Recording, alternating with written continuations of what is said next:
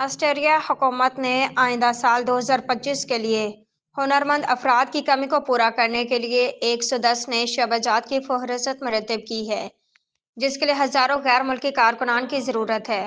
دنیا کے مختلف ممالک افرادی قوت کی کمی کے پیش نظر اپنے ویزا مراحل کو آسان اور سہل رکھتے ہیں تاکہ جلد از جلد معاملات پر بہتر طریقے سے قابو پایا جا سکے۔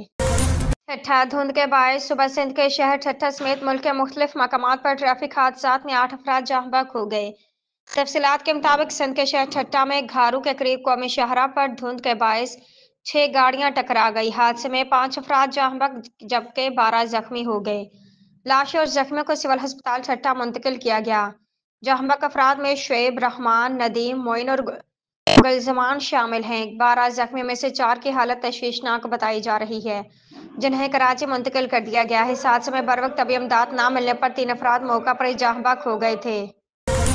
ریاض نائب وزیر اعظم وزیر خارجہ اسحاق ڈار نے دنیا سے مطالبہ کیا کہ اسرائیل کو غزہ میں اس کے جنگی جرائم پر جواب دہ ٹھہرایا جائے۔ دوسرے عرب اسلامک سربراہ اجلاس کی تیاری کے لیے وزرائے خارجہ کونسل کا اجلاس سے خطاب میں اسحاق ڈار نے کہا کہ فلسطین کاز کے لیے عرب لیگ اور اسلامی تعاون تنظیم OIC کی کاوشیں قابل تعریف ہیں۔ اسرائیل مشرق وسطیٰ کے امن کو تباہ کر رہا ہے۔ نائب وزیر اعظم پاکستان نے کہا کہ مشرق وسطیٰ کے حالات ابتر ہو چکے ہیں۔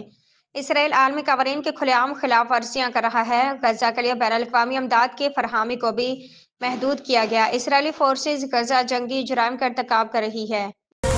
کوئٹہ وفاقی اور بلوچستان حکومت نے کوئٹہ میں ریلوے اسٹیشن پر خودکش بم دھماکے کے بعد دہشت گردوں کا سر کچلنے کے لیے نتیجہ خیز اقدامات کرنے کا فیصلہ کر لیا۔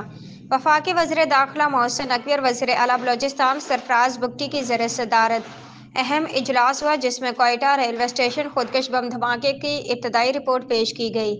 اجلاس میں فیصلہ کیا گیا کہ دہشت گردوں کا سر کچلنے کے لیے نتیجہ خیز اقدامات اٹھائے جائیں، جبکہ دہشت گردی کے خلاف انٹیلی جنس بیسڈ آپریشن کا دائرہ کار بھی بڑھایا جائے گا۔